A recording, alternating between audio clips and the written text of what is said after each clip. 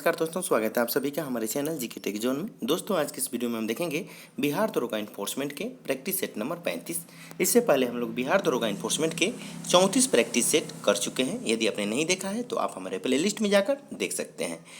इसमें 100 क्वेश्चन के सेट्स आप देखेंगे जो कि आपके आने वाले एग्जाम्स के लिए बहुत ही इंपॉर्टेंट है। तो दोस्तों कोशिश कीजिएगा इस वीडियो को लास्ट तक देखें। यदि वीडियो पसंद है तो वीडियो को लाइक कीजिएगा, दोस्तों में शेयर कीजिएगा, और अभी तक आप हमारे चैनल को सब्सक्राइब नहीं किए प्लीज़ चैनल को सब्सक्राइब कर लें और बेल आइकन का बटन जरूर दबाइएगा, ताकि मैं जो भी वीडियो अपलोड करूँगा उसकी नोटिफिकेशन सबसे पहले आप लोगों तक पहुँचेगा, जिससे आप सभी वीडियो को देख पाएंगे। तो चलिए आज का टेस्ट शुरू करते हैं।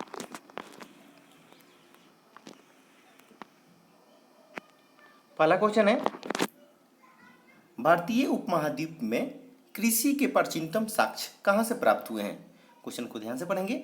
भारतीय उपमहाद्वीप में कृषि के प्राचीनतम साक्ष्य कहाँ से प्राप्त हुए हैं? इसका सही आंसर हो जाएगा मेहरगढ़। ठीक है, option number C is the right answer. अगला क्वेश्चन है,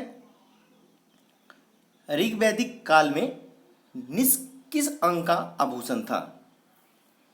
इसका सही आंसर बताना है। इसका राइट आंसर हो जाएगा गला का। ठीक है, ऑप्शन नंबर बी इसका सही आंसर है। अगला क्वेश्चन है,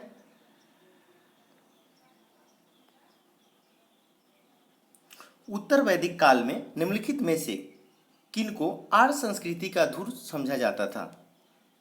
आपको सही आंसर बताना है। इसका सही आंसर हो जाएगा कुरु पंचाल। ठीक है, ऑप्शन नंबर सी इसका सही आंसर है। अगला क्वेश्चन है, निम्नलिखित में से किस देवता को, इसे जूम आउट कर देते हैं ताकि आप अच्छी तरह देख पाए। कह रहा है कि निम्नलिखित में से किस देवता को कला में हल लिए प्रदर्शित किया गया है? सही आंसर हो जाएगा बलराम। ऑप्शन नंबर बी इसका सही आंसर है। अगला क्वेश्चन है, कहता है कि लुम्बिनी गौतम बुद्ध का जन्म स्थान था। इनका समर्थन किसके एक अभिलेख से होता है? सही आंसर हो जाएगा अशोक। ऑप्शन नंबर ए इसका सही आंसर है। अगला प्रश्न है, निम्नलिखित में से किसने गिरनार क्षेत्र में जल संसाधन व्यवस्था के लिए सर्वप्रथम पहल की? सही आंसर हो जाएगा चंद्रगुप्त मौर्य ने। ठीक है, ऑप्शन नंबर ए इसका सही आंसर है। अगला क्वेश्चन है, निम्नलिखित में से किस गुप्त राजा का एक अन्य नाम देवगुप्त था? निम्नलिखित में से किस गुप्त राजा का एक अन्य नाम देवगुप्त था, यह बताना है। सही आंसर हो जाएगा चंद्रगुप्त। ठीक है, ऑप्शन नंबर बी इसका सही आंसर हो जाएगा। अगला प्रश्न है, एलिफेंटा के प्राचीन स्मारक प्रायः हैं बौद्ध, जैन, शैव, वैष्णव। नीचे दिए गए कूट से सही उत्तर का चयन कीजिए। चलिए इसको जूम आउट कर देते हैं ताकि आप अच्छी तरह देख पाए।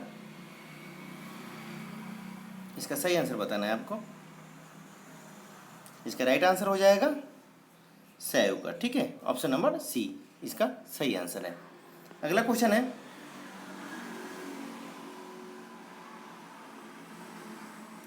मात्र एक मुट्ठी बाजरे के चक्कर में मैंने अपना साम्राज्य खो दिया होता। इस कथन को आप किस मध्यकालीन शासक से संबद्ध करेंगे? इसका सही आंसर क्या हो जाएगा? राइट आंसर है शेरशाह। ठीक है, ऑप्शन नंबर सी इसका सही आंसर हो जाएगा।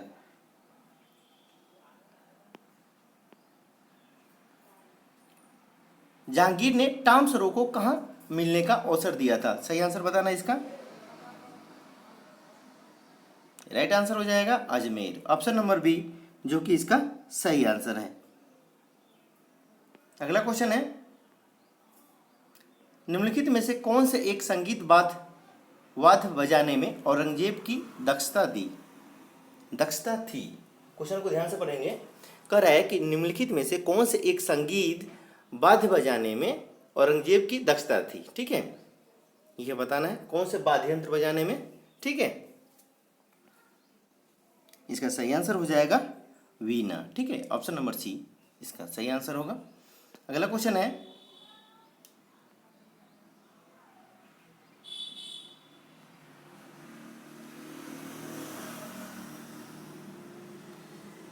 कह रहा है कि निम्नलिखित में से कौन सा युग्म सुमेलित नहीं है? कौन सा युग्म सुमेलित नहीं है, इसके सही आंसर बताने हैं।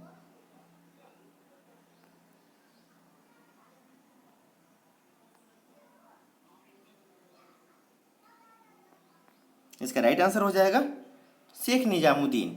ठीक है, अजमेर औलिया का मकबरा।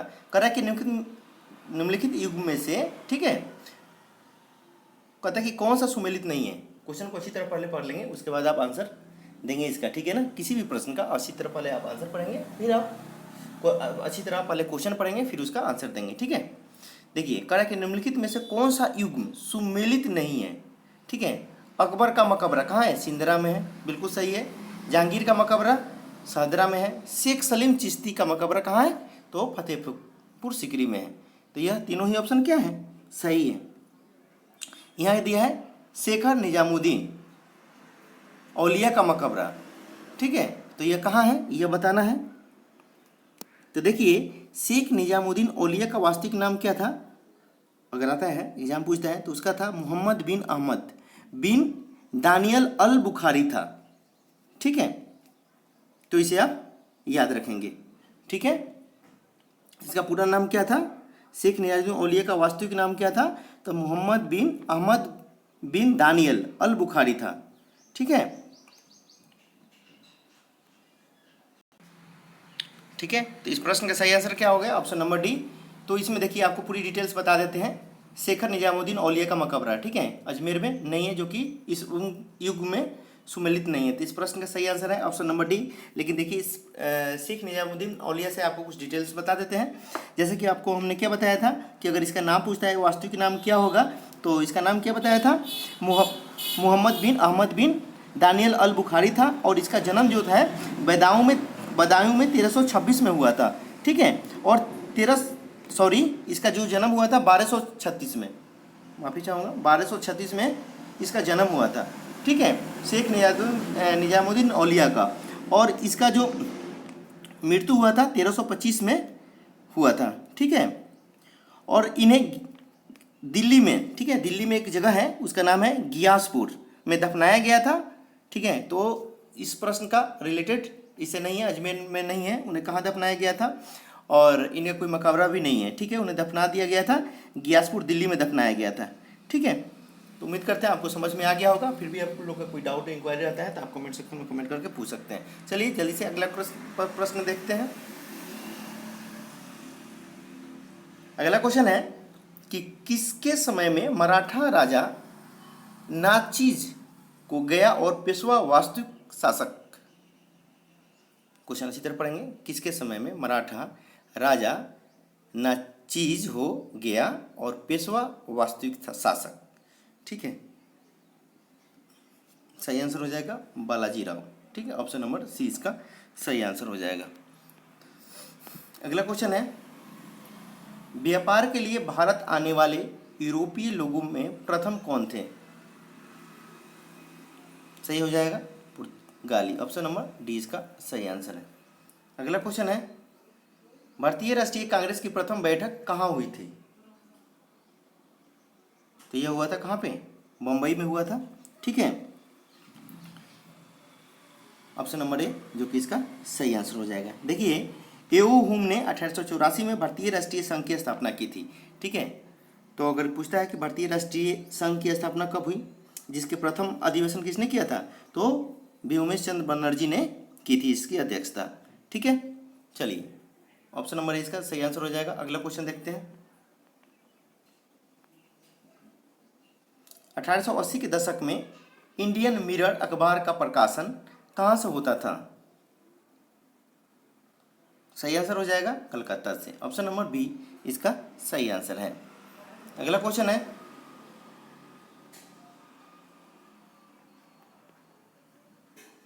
कहता है कि सुरेंद्र नाथ बनर्जी द्वारा स्थापित उस संगठन का नाम बतलाइए जिसका 1886 में इंडियन नेशनल कांग्रेस में विलय हो गया। सही आंसर हो जाएगा option number D Indian national conference. ठीक है, देखिए 1883 में कलकत्ता में इंडियन एसोसिएशन ने इंडियन नेशनल कॉन्फ्रेंस नामक एक अन्य अखिल भारतीय संगठन का सम्मेलन आयोजित किया गया। ठीक है, ध्यान दीजिएगा, और इसका दूसरा सम्मेलन 1885 में कलकत्ता में हुआ। इंडियन नेशनल कॉन्फ्रेंस को सुरेंद्र बनर्जी की सलाह पर 1886 में भारतीय राष्ट्रीय कांग्रेस में विलय कर दिया गया था। ठीक है, उम्मीद करते हैं आपको समझ में आ गया होगा। ठीक है, तो 1886 में भारतीय राष्ट्रीय कांग्रेस में विलय कर दिया गया था। ठीक है, चलिए अगला प्रश्न देखते हैं।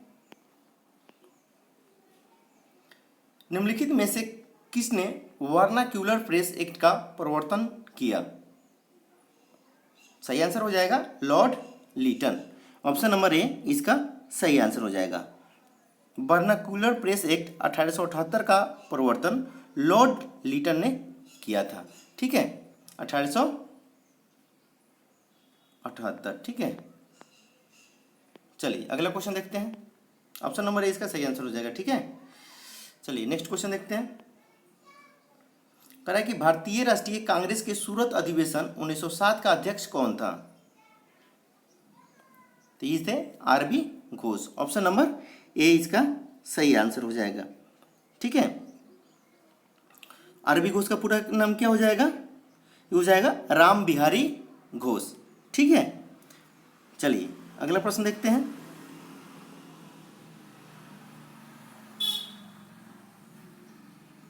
लंदन में इंडियन होम रूल सोसाइटी को निम्नलिखित में से किसने चलाया था?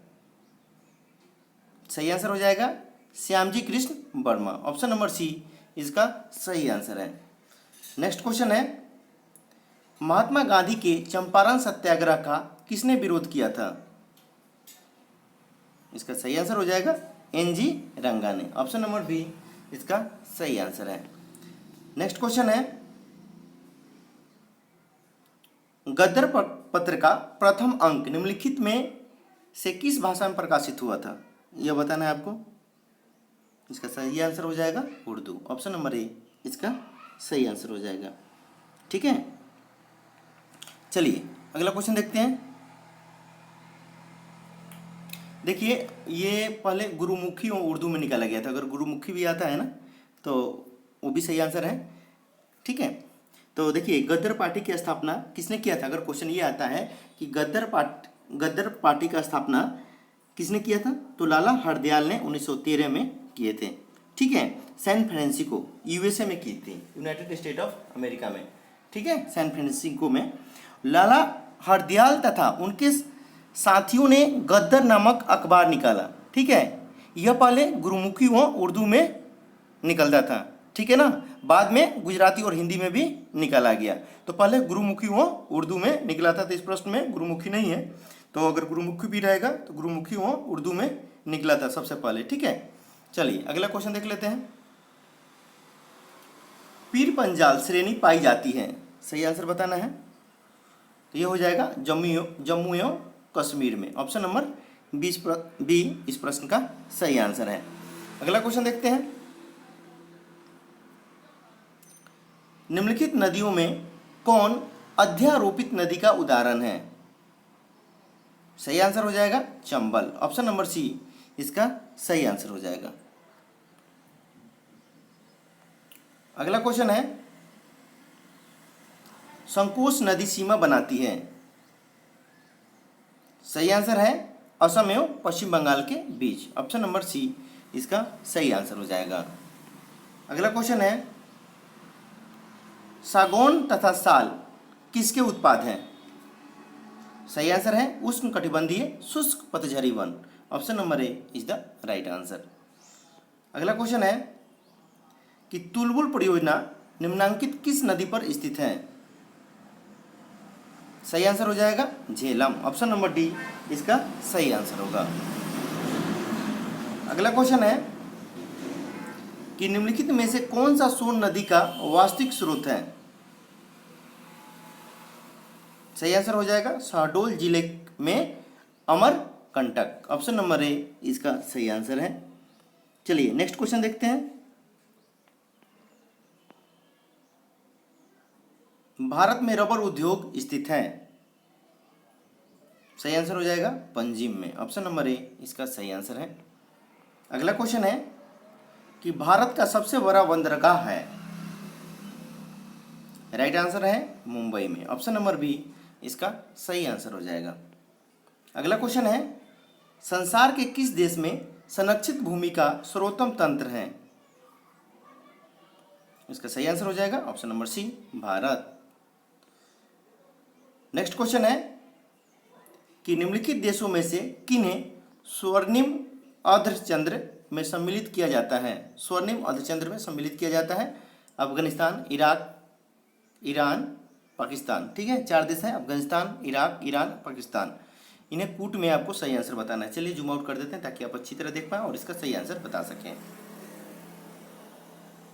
आपको इसका सही आंसर बताना है कि इसका राइट आंसर क्या होगा। ठीक है,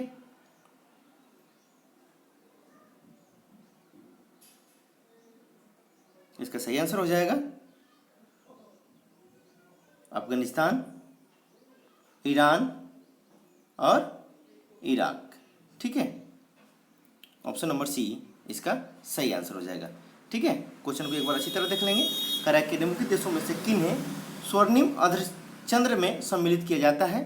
तो इसका सही आंसर क्या हो जाएगा? अफगानिस्तान, ईरान और इराक। ठीक है, ऑप्शन नंबर सी इसका सही आंसर हो जाएगा। ठीक है ना। चलिए अगला क्वेश्चन देखते हैं। निम्नलिखित युग्मों में से कौन सही सुमेलित नहीं है? सही सुमेलित नहीं है यह बताना है। इसका सही आंसर क्या हो जाएगा? देखिए, किम्बरले हीरा, बिट वाटर्स रैंड सोना, कैटंगा तांबा और सार लोएस्क जो कि सुमेलित नहीं है। ठीक है, इसका सही क्या हो जाएगा? देखिए यहाँ पे जो ये जो जगह है यहाँ पे क्या होता है, हीरा उत्पादन के लिए है। और सार जो जगह है वहाँ पे क्या उत्पादन होता है? तो सार का जो क्षेत्र है वो कोयला उत्पादन के लिए प्रसिद्ध है। ठीक है, तांबा तथा कोयला उत्पादन के लिए ये जो सार का जो जगह है वो प्रसिद्ध है। ठीक है, ये क्रिम्बले जो है, ये किम्बरले लिखा है, क्रिम्बरले हो जाएगा। ठीक है, किम्बरली। ठीक है, यहाँ पे थोड़ा सा टाइपिंग मिस्टेक है, इसको क्या पढ़ेंगे आप लोग? किम्बरली। ठीक है, किम्बरली दक्षिण अफ्रीका में है। ठीक है, किस चीज़ के लिए है? तो आभूषण में प्रयोग होने वाले हीरे व जायरे में औद्योगिक हीरे का उत्पादन होता है। ठीक है, तो यहाँ पे है किम्बरली, ये जगह का नाम है किम्बरले नहीं किम्बरली है। ठीक है, इसका सही आंसर क्या हो जाएगा? सार किस चीज़ के लिए है फेमस? तो लौह अयस्क के लिए नहीं है, किस चीज़ के लिए है? तांबा और कोयले के लिए, उत्पादन के लिए। ऑप्शन नंबर डी इसका सही आंसर है। अगला क्वेश्चन देखते हैं।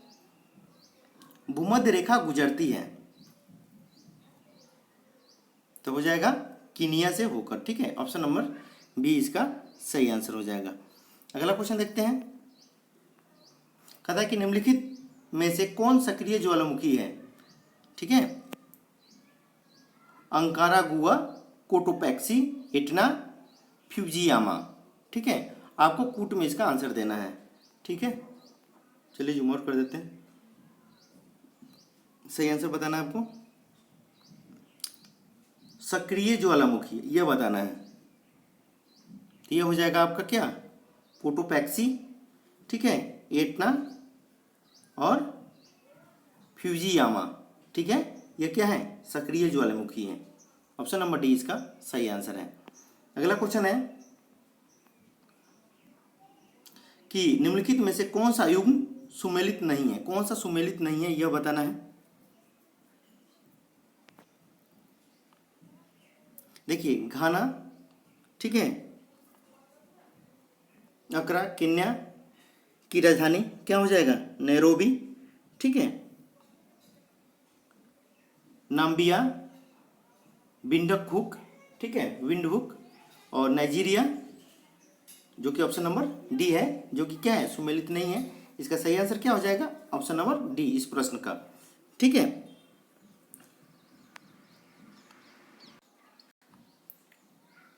ठीक है, तो देखिए यहाँ पे काउंटी है और यहाँ पे उसकी राजधानी दिए हुए हैं। ठीक है ना, तो ये सभी क्या है? इनकी राजधानी है। ठीक है, और नाइजीरिया की राजधानी क्या हो जाएगा? तो ये हो जाएगा अबूजा। क्या हो जाएगा? अबूजा। अबूजा। ठीक है, ये हो जाएगा नाइजीरिया की राजधानी। ठीक है, इसका रबात नहीं होता है। ठीक है, तो ऑप्शन नंबर डी इस प्रश्न का सही आंसर है। ये सभी कंट्री दिए हैं और उनकी ये राजधानी है। चलिए अगला प्रश्न देखते हैं।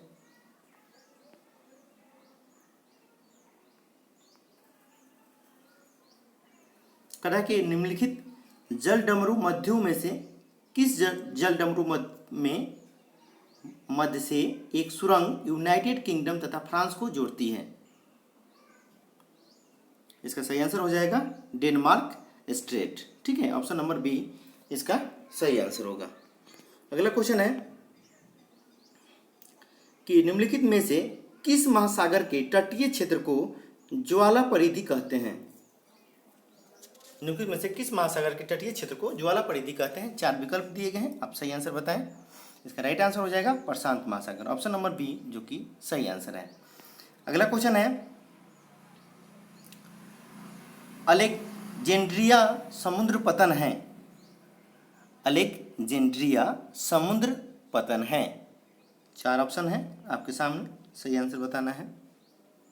सही आंसर हो जाएगा मिस्र का है यह समुद्र पतन। ठीक है, ऑप्शन नंबर ए इसका सही आंसर हो जाएगा। अगला क्वेश्चन है भारत की जनगणना द्वारा निम्नलिखित में से किस वर्ग के नगर लघु नगरों की श्रेणी में सम्मिलित किए जाते हैं? ठीक है, आपको सही आंसर बताना है इसमें।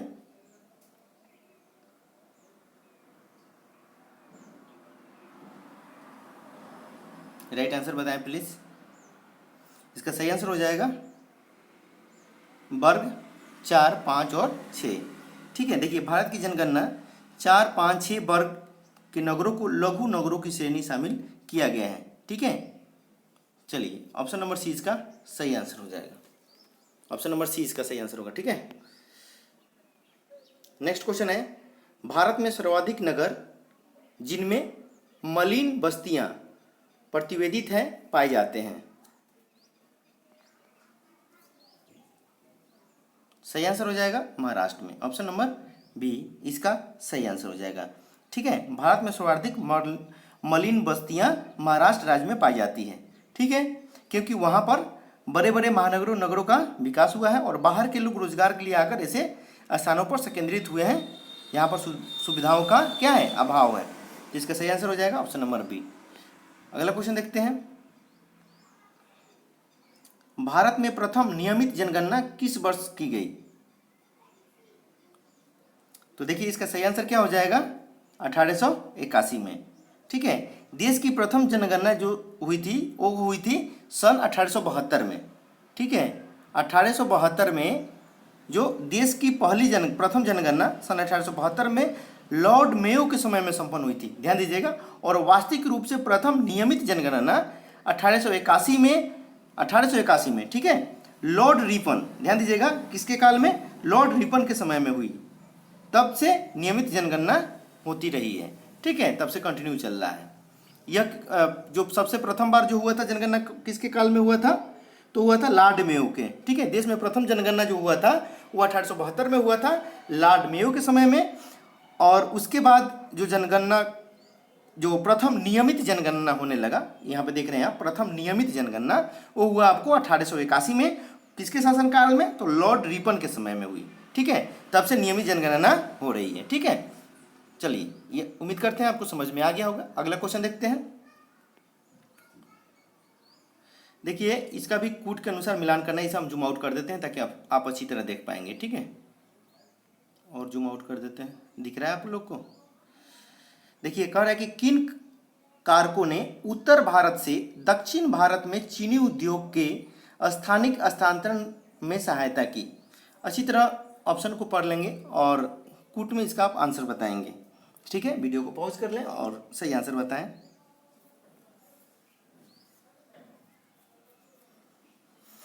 देखिए इसका सही आंसर हो जाएगा गन्ने का प्रति एकड़ उच्चतर उत्पादन, गन्ने में शर्करा का अधिक होना, पेराई का अधिक लंबा मौसम, पेराई का अधिक लंबा मौसम। तो ये तीनों क्या है, सही है। तो ऑप्शन नंबर सी इस प्रश्न का सही आंसर है। ठीक है, अगला क्वेश्चन देखते हैं। कह रहा है कि निम्नलिखित में से कौन फसलें अधिकांशतः निर्वाह मूलक कृषि के अंतर्गत पैदा की जाती है। ठीक है, कह रहा है कि निम्नलिखित में से कौन फसलें अधिकांशतः निर्वाह मूलक कृषि के अंतर्गत पैदा की जाती हैं। आपको सही आंसर बताना है। चारों विकल्प को अच्छी तरह पढ़ेंगे। इसका राइट आंसर हो जाएगा मोटे अनाज तथा चावल, ऑप्शन नंबर ए, जो कि इसका सही आंसर होगा। अगला क्वेश्चन है,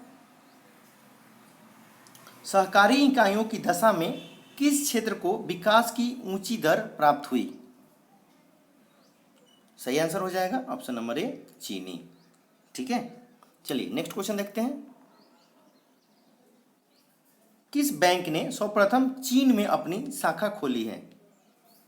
सही आंसर हो जाएगा State Bank of India, option number C इसका सही आंसर है। अगला क्वेश्चन देखते हैं,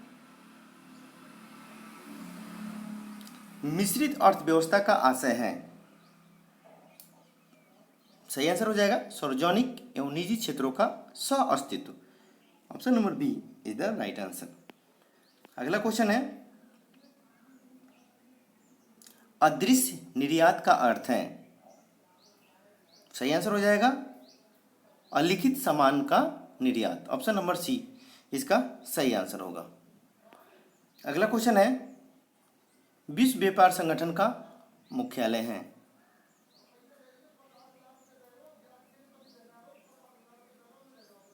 इसका सही आंसर हो जाएगा जिनेवा में। ठीक है, option number B is the right answer. Next question है कि निम्नलिखित में से कौन सा देश विश्व की तीसरी सबसे बड़ी अर्थव्यवस्था है। ये हो जाएगा चीन, ऑप्शन नंबर डी इसका सही आंसर होगा। अगला क्वेश्चन है, एक फसल प्रणाली जिसके अंतर्गत फसलों का रोपण किए गए पेड़ों की कतारों के बीच के स्थान में उगाया जाता है, क्या कहलाती है। क्वेश्चन को अच्छी तरह पढ़ने के बाद आप आंसर देंगे। इसका सही आंसर हो जाएगा रिले क्रॉपिंग। ठीक है, ऑप्शन नंबर ए इसका सही आंसर होगा। अगला क्वेश्चन है कि जिप्सम की अधिक मात्रा आवश्यक होती है। सही आंसर हो जाएगा धान की फसल में, option number A is the right answer. अरहर का जन्म स्थान है। सही आंसर हो जाएगा Bharatvarsha, option number B is the right answer. अगला क्वेश्चन है, निम्नलिखित वैदिक देवताओं में से सूर्य के साथ किसका संबंध दिखाया गया है। सही आंसर हो जाएगा, जल्दी से बताएं। देखिए, इंद्र झंझावातों में देवता थे। ठीक है, पुष्ण को चरागाहों का देवता माना गया है। अश्विन, नतस, समृद्धि इत्यादि को सूर्य के साथ जोड़ा जाता है। ठीक है, अश्विन को। ठीक है, ऑप्शन नंबर ए इसका सही आंसर हो जाएगा। ठीक है, चलिए नेक्स्ट क्वेश्चन देखते हैं। वरुण प्रजाति हैं। सही आंसर हो जाएगा वरुणा, माफी चाहूंगा वरुणा। ठीक है, वरुण नहीं, वरुणा प्रजाति है, तो यह है सरसों की। ठीक है, ऑप्शन नंबर ए इसका सही आंसर हो जाएगा। ठीक है, चलिए नेक्स्ट क्वेश्चन है, निम्नलिखित वक्तव्यों पर विचार कीजिए। कथन ए है और कारण है। इसको जूम आउट कर देते हैं, आप अच्छी तरह पढ़ लें और इसका आंसर बताने का प्रयास करेंगे।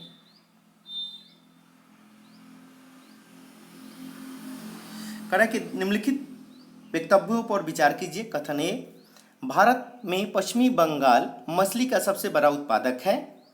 कारण है आर उसका कि पश्चिम बंगाल के सागर तट के किनारे मत्स्य उद्योग सुविकसित है। नीचे दिए गए कूट से सही उत्तर का चयन कीजिए।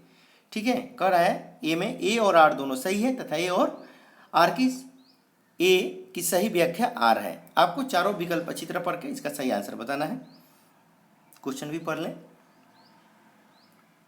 इसका सही आंसर हो जाएगा। देखिए, option number A is the right answer. A और आर दोनों सही है और ए की सही व्याख्या आर है। ठीक है, चलिए अगला क्वेश्चन देखते हैं। भारत में चावल की खेती के अंतर्गत सर्वाधिक क्षेत्र पाया जाता है। सही आंसर हो जाएगा उत्तर प्रदेश में, ऑप्शन नंबर सी इसका सही आंसर हो जाएगा। अगला क्वेश्चन है, निम्नलिखित में से कौन सा युग्म सही सुमेलित नहीं है। यह बताना है कौन सा युग्म सही सुमेलित नहीं है। इसका सही आंसर हो जाएगा नोकरेक मेघालय। देखिए नोकरेक रिज व बलफाक्रम राष्ट्रीय उद्यान कहाँ है ये, तो यह मेघालय में है। ठीक है,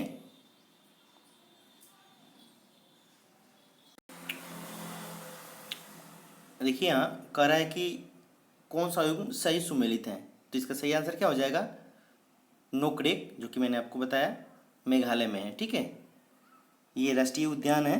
ठीक है, जो कहाँ है, और सिमलीपाल, ठीक है, तो सिमलीपाल कहाँ पे है आपका, तो यह उड़ीसा में है। ठीक है, जो कि सुमेलित नहीं है।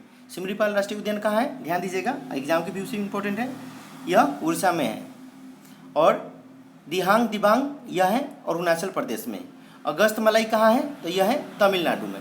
ठीक है, तो इसमें सही कौन सा था, ऑप्शन नंबर बी नोकरेक, ये कहाँ है, मेघालय में है। ऑप्शन नंबर बी इसका सही आंसर हो गया। चलिए नेक्स्ट क्वेश्चन देखते हैं। कहता है कि ब्लू मून परिघटना होती है जब, इसका सही आंसर बताना है।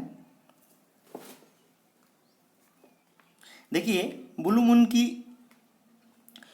परिभाषा को सर्वाधिक स्वीकृति प्राप्त है, आपको बताते हैं उसके बारे में, क्योंकि अल्कमनक के अनुसार ब्लू मून एक खगोलीय मौसम में एक अतिरिक्त पूर्णिमा के अस्तित्व की घटना है। ठीक है, खगोलीय मौसम एक वर्ष में 4 होते हैं, एक वर्ष में खगोलीय मौसम, ठीक है, 4 प्रकार का होता है। तो यह जो ब्लू मून जो परिघटना होती है, ठीक है, तो यह खगोलीय मौसम से संबंधित है।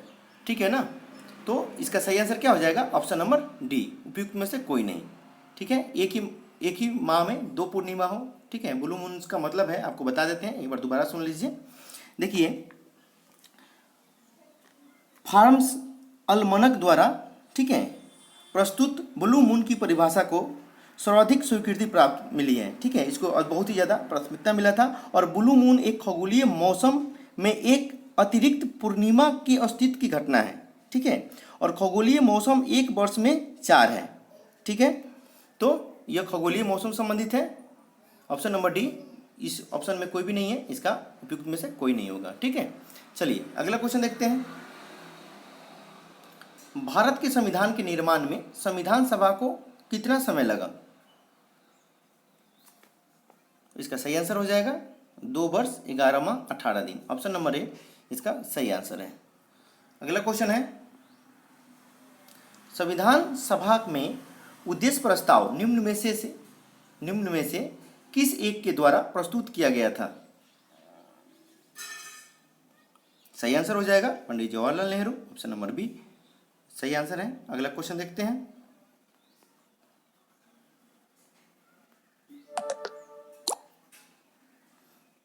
देख पा रहे हैं आप,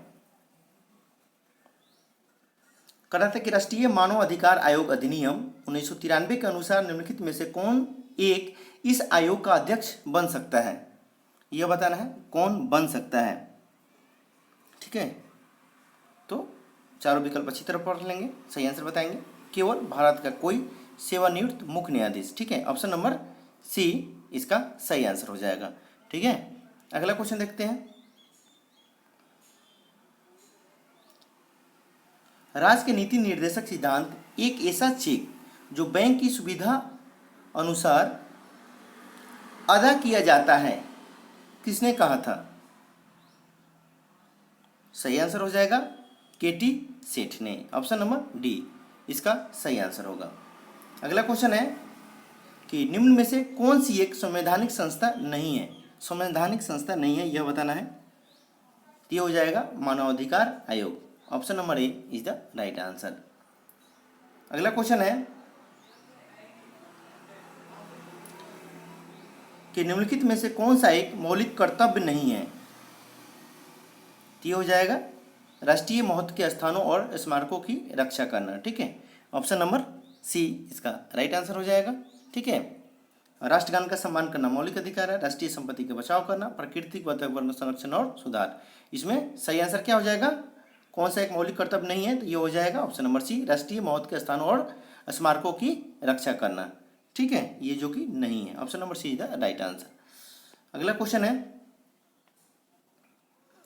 वह राष्ट्र का प्रतिनिधित्व करता है परंतु राष्ट्र का नेतृत्व नहीं करता, यह युक्ति में से किस पर लागू होती है? इसका सही आंसर हो जाएगा राष्ट्रपति पे। ठीक है, ऑप्शन नंबर बी इस प्रश्न का सही आंसर है। अगला क्वेश्चन है, उपराष्ट्रपति को पदच्युत करने संबंधी प्रस्ताव प्रस्तुत किया जा सकता है। सही आंसर हो जाएगा राज्यसभा में। ऑप्शन नंबर बी इसका सही आंसर होगा। अगला क्वेश्चन है, निम्न में से भारत के राष्ट्रपति पर महाभियोग लगाने का अधिकार किसे है? सही आंसर हो जाएगा संसद के दोनों सदनों को। ऑप्शन नंबर ए इसका सही आंसर होगा। अगला क्वेश्चन है, संविधान असाधारण परिस्थितियों में राष्ट्रपति को राज्यपाल के कृत्यों के निर्वहन हेतु उपबंध कर सकता है। सही आंसर है अनुच्छेद 160 में। Option number A is the right answer. अगला क्वेश्चन है कि निम्न में से कौन सा संवैधानिक विशेषाधिकार राष्ट्रपति का नहीं है? चारों विकल्प अच्छी तरह पढ़ लेंगे और आंसर बताएंगे। सही आंसर हो जाएगा वित्तीय बिल को पुनर्विचार हेतु लौटाना। ऑप्शन नंबर बी इसका सही आंसर होगा। अगला क्वेश्चन है कि निम्नलिखित में से किन परिस्थितियों में राष्ट्रपति आपातकाल घोषित कर सकता है? इसका आपको सही आंसर बताना है। ठीक है, और आपको जूम आउट कर दिए। चलिए इसका सही आंसर बताइए प्लीज। इसका सही आंसर हो जाएगा बाहरी आक्रमण पे, ठीक है, और राज्यों में संवैधानिक तंत्र की विफलता पे और आर्थिक संकट पे। ठीक है, ऑप्शन नंबर बी इस प्रश्न का सही आंसर है। अगला क्वेश्चन देखते हैं, लोकसभा में शून्यकाल की अवधि अधिक से अधिक कितनी हो सकती है? यह बताना है। तो यह हो जाएगा 1 घंटा। Option number B is the right answer. अगला क्वेश्चन देखते हैं,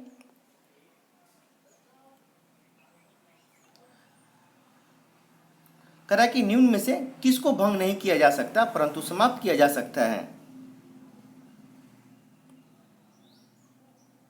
सही आंसर हो जाएगा राज्य विधान परिषद है। Option number D is the right answer.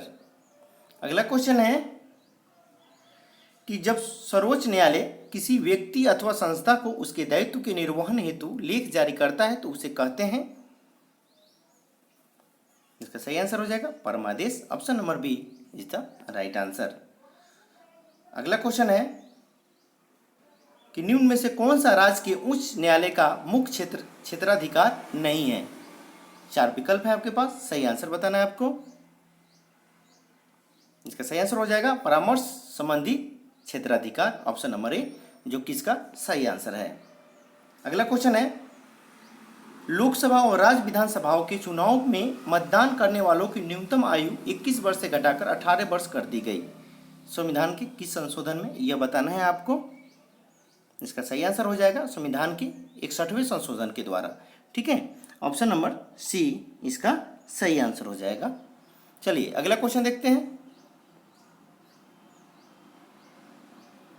इसे जूम आउट कर देते हैं ताकि दिख जाए आपको। कह रहा है कि निम्न विधेयकों में से किस एक का भारतीय संसद के दोनों सदनों द्वारा अलग अलग विशेष बहुमत से पारित होना आवश्यक है? क्वेश्चन अच्छी तरह पढ़ लें और इसका ऑप्शन देखें और आंसर बताएं आप। सही आंसर है संविधान संशोधन विधेयक। ऑप्शन नंबर डी इसका सही आंसर होगा। अगला क्वेश्चन है,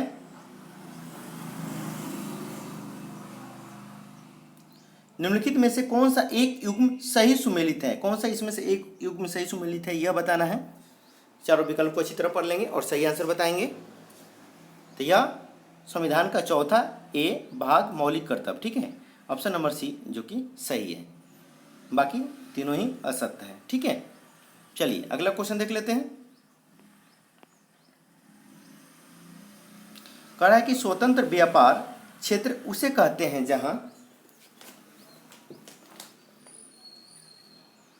सही आंसर हो जाएगा उद्योग उत्पादन शुल्क से मुक्त है तथा वे निर्यात के लिए उत्पादक करते हैं। ठीक है, निर्यात के लिए उत्पादन करते हैं। ऑप्शन नंबर डी इसका सही आंसर होगा। अगला क्वेश्चन है, कहता है कि जेट इंजन तथा एक रॉकेट के संबंध में निम्न कथनों पर विचार कीजिए। ठीक है, आप इन कथनों को पढ़ लें अच्छी तरह, वीडियो को पॉज कर दें और इसका सही आंसर बताना है आपको।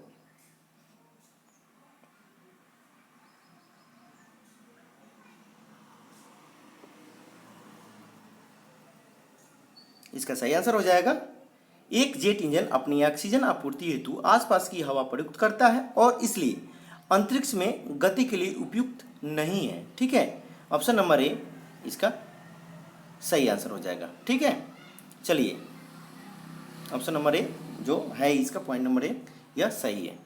अगला क्वेश्चन देखते हैं। कह रहा है कि निम्न में से किसके द्वारा अधिक गंभीर ज्वालक पैदा होता है।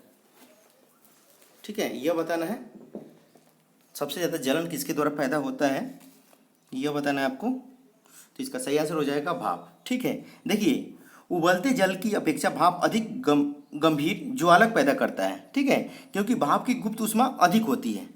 ठीक है ना, ऑप्शन नंबर बी इसका सही आंसर हो जाएगा। नेक्स्ट क्वेश्चन देखते हैं।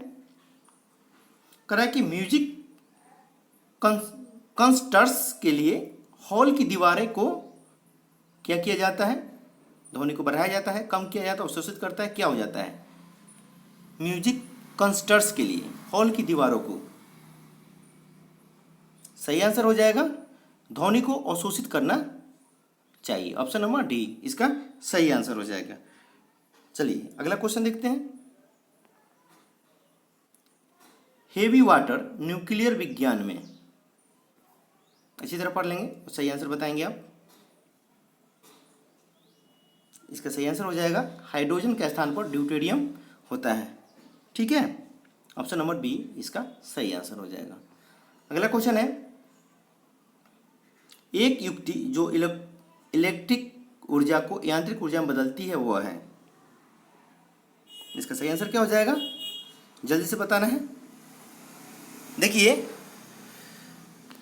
एक युक्ति जो इलेक्ट्रिकल, ठीक है, इलेक्ट्रिकल ऊर्जा को यांत्रिक ऊर्जा में बदलती है, उसका सही आंसर बताना है। तो ये हो जाएगा मोटर। ठीक है, ऑप्शन नंबर डी इसका सही आंसर हो जाएगा।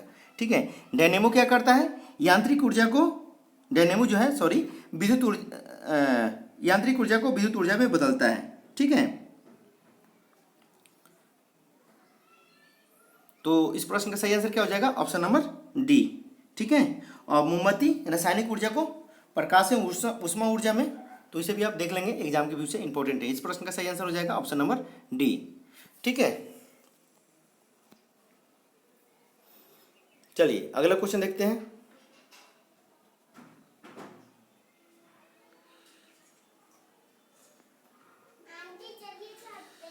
अगला क्वेश्चन है,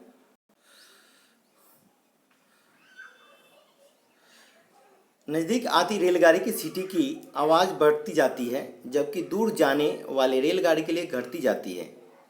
ठीक है, यह प्रपंच फिनोमिनन उदाहरण है। चारों ऑप्शन देखने के बाद सही आंसर बताएंगे आप, अच्छी तरह पढ़ लें इसको।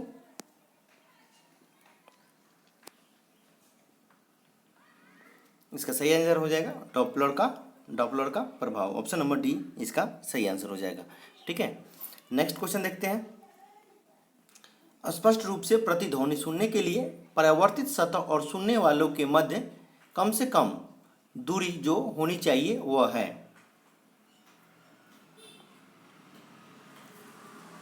सही आंसर हो जाएगा 16.5 मीटर। ऑप्शन नंबर डी इसका सही आंसर है। अगला क्वेश्चन है, सड़कों पर काम करने निकला कही वाला बर्तनों को चमकदार रूप देने हेतु एक चमकदार चांदी समान तत्व का प्रयोग रगड़ने हेतु करता है। यह तत्व किसका बना हुआ है। देखिए क्वेश्चन को ध्यान से पढ़ेंगे। कह रहा है कि सड़कों पर काम करने निकला कढ़ाई वाला बर्तनों को चमकदार रूप देने हेतु एक चमकदार चांदी समान तत्व का प्रयोग रगड़ने हेतु करता है। यह तत्व किसका बना हुआ है। ठीक है, सही आंसर बताएं आप। सही आंसर हो जाएगा ऑप्शन नंबर ए जस्ता। ठीक है, option number A is the right answer. Next question है, अम्ल वर्षा निम्न द्वारा वायु प्रदूषण के कारण होती है। सही आंसर हो जाएगा नाइट्रस ऑक्साइड एवं sulphur dioxide. Option number D is the right answer. अगला क्वेश्चन है, निम्न में से कौन RDX का दूसरा नाम है? इसका सही आंसर हो जाएगा साइक्लोनाइट। ठीक है, cyclonite, option number C is the right answer. ठीक है, देखिए RDX विस्फोटक को यूएसओ में साइक्लोनाइट के नाम से जाना जाता है। ठीक है, आइए उसका दूसरा नाम क्या है? साइक्लोनाइट कहाँ कहा जाता है? तो यूएसए में कहा जाता है। कहाँ? यूएसए में। ठीक है, ऑप्शन नंबर अगर पूछता है कहाँ कहा जाता है तो इसका सही आंसर यूएसए में, तो इसका सही आंसर हो जाएगा ऑप्शन नंबर सी। चलिए नेक्स्ट क्वेश्चन है कि जल की अधिकतम मात्रा जिसकी पौधों को आवश्यकता होती है वह उसे अवशोषण निम्न के माध्यम से करते हैं। सही आंसर हो जाएगा भ्रनीय जोन से, ऑप्शन नंबर ए इसका सही आंसर हो जाएगा। अगला क्वेश्चन है कि निम्न में से कौन हरितगृह गैस नहीं है? यह हो जाएगा sulphur dioxide, option number B is the right answer. अगला क्वेश्चन है बिम्बिसार के बृहदत्त को पराजित कर कौन सा राज्य जीता? तो अंगराज जीता था, ऑप्शन नंबर ए इसका सही आंसर होगा। अगला क्वेश्चन है बिहार के कर्नाट वंश के शासक हरि सिंह देव को पराजित करने वाला सुल्तान कौन था? सही आंसर हो जाएगा Ghiyasuddin Tughlaq, option number B इसका सही आंसर होगा। अगला प्रश्न है बिहार के क्षेत्र में सर्वप्रथम कौन आए? बिहार के क्षेत्र में सर्वप्रथम कौन आए थे यह बताना है। तो आए थे पुर्तगाली, ऑप्शन नंबर सी इसका सही आंसर हो जाएगा। ठीक है, चलिए नेक्स्ट क्वेश्चन देखते हैं। कहता है कि भारत के संविधान में पहला संशोधन किस राज्य में हुआ? इसका सही आंसर बताना है। चलिए वीडियो को जूम आउट कर देते हैं, इसको क्वेश्चन जूम आउट कर देते हैं, दिख रहा होगा आप लोगों को। सही आंसर बताएं प्लीज। राइट आंसर हो जाएगा option number D Bihar. Bharat के संविधान में पहला संशोधन किस राज्य के कारण हुआ? तो हो जाएगा बिहार राज्य। ठीक है, ऑप्शन नंबर डी इस प्रश्न का सही आंसर है। ठीक है, चलिए अगला क्वेश्चन देखते हैं। शंकरपुर नामक जगह पर टेलकॉम स्टेटाइट सोपस्टोन खनिज पाया जाता है, वह बिहार के किस जिले में स्थित है? तो यह हो जाएगा मुंगेर में, ऑप्शन नंबर डी जो कि सही आंसर होगा।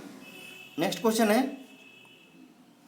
बिहार में कांवर झील पक्षी अभ्यारण्य कहाँ स्थित है? कांवर झील